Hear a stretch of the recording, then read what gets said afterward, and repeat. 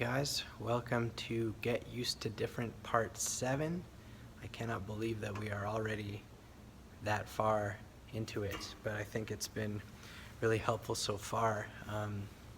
These next 3 weeks, starting with this lesson, I want to look at some claims that Jesus made that really go against what our culture tells us currently.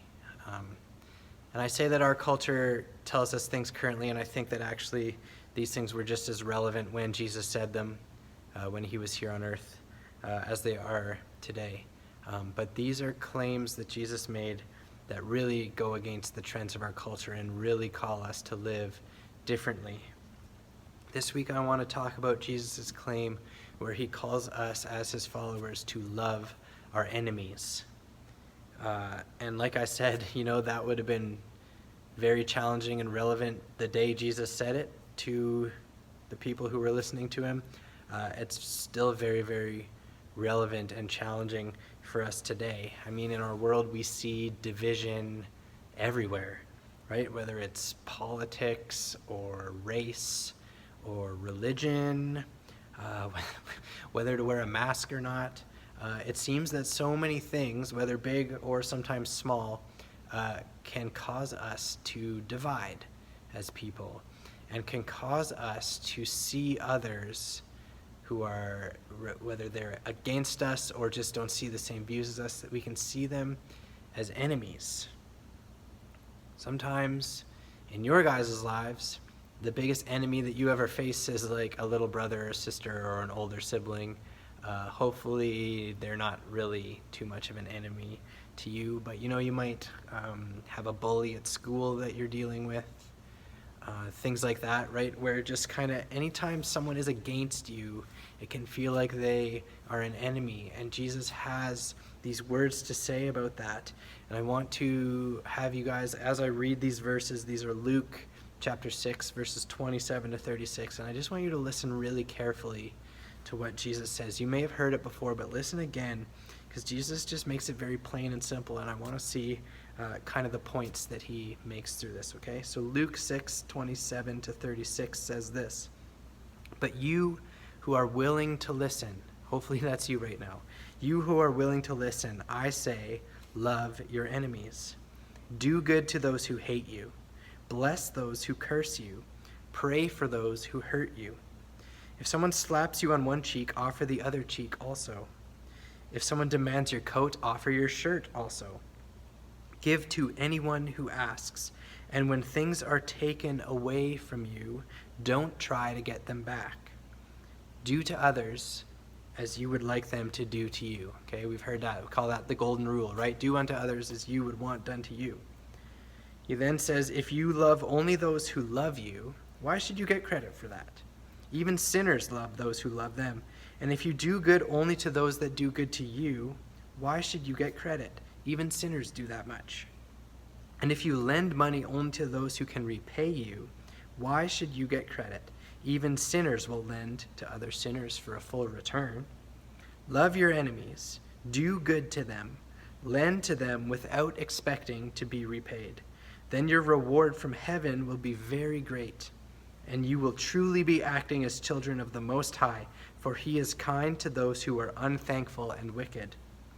You must be compassionate, just as your Father is compassionate."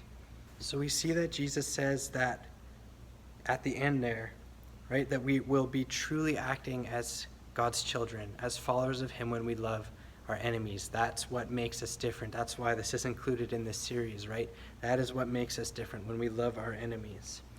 I want to make a few points about this that I think are important to understand. First of all, loving our enemies does not necessarily mean that you have to like your enemies. And I think that there is a difference, right? You don't have to like them, but it means that you will still do good to them regardless of what they do to you. Okay? You don't have to like them, but you still have to love them. You still have to show kindness to them even if they do not deserve it. You need to treat them like a human. Okay, we've talked about this a little bit before, but there's this issue is that when people have opposing views to us or they seem different than us, we have this tendency as people to dehumanize them, where it's like we start to look at them and say, well, they're not We don't even see them as a person anymore, right? They're an enemy or whatever.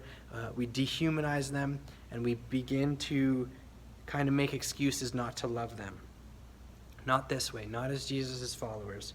We should never do that. We should always see people, as humans, needing love, just the same that we do, okay? So we need to treat them like people, regardless of what they do to us. A lot of times, guys, this takes empathy, putting yourself in their shoes. A lot of times you will see that if you're able to try and at least think about what this person might be going through, whatever they've done to you. You know, take a bully, for example. Someone bullies you. You might not know exactly what's going on in their life, but if you start to put yourself in their shoes, you might realize or think, okay, this person is obviously feeling very broken or insecure, or someone has hurt them and they're just passing it on, right? We begin to see, when we can show empathy, that everyone is hurt and broken just like we are over things. Everyone needs Jesus. Everyone needs love. So when we can begin to see that, even people who seem so against us, when we can begin to at least try to put ourselves in their shoes and realize that they're a person who's hurt and broken, then we can show them love and we can show them goodness. But aside from that, it shouldn't even matter, right? Jesus tells us, it doesn't matter what they do to you. It doesn't matter if they can repay you or not. It's easy to be nice to someone who's nice to you.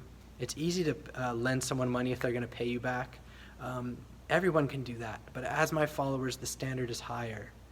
Love everyone. Okay, and that is kind of the key point that Jesus is saying here. It's not even so much about our enemies. At the end of the day, it doesn't matter who it is. It doesn't matter who your enemies are. It doesn't matter who anyone is. Jesus is telling us that as his followers, we are supposed to love everyone. And it doesn't matter who they are. It doesn't matter what they do to us, how they treat us. It doesn't matter if they can repay us. He says you show love to everyone. If they need it, you give it to them. If they need money or clothes or whatever it is, you give it to them. You don't expect to be paid back. You do exactly what you would want done to you, no matter who they are, right? That's what makes us different. As Jesus' followers, that's what makes us different, is that we love everyone regardless of who they are, regardless of how they treat us. We don't think about that. If someone needs our help, we help them. If someone needs our love, we love them. Okay? And I think we can all see, looking around us at our world, that absolutely makes us different than the world around us. That is absolutely something that you just don't see in our world, people loving each other, even their enemies. So that is how we're called to be different. And I would encourage you guys to, as you go throughout your day and your week, you know, you might not have anyone that you really call an enemy, but just remember that, okay? Whether someone can repay you or not, whether someone's going to be kind to you or not, show kindness to them, show love to them, no matter who they are, no matter what they do to you. And as that, we will be acting as children of the Most High, and there will be a reward in heaven for us. Okay? Thank you again for tuning in.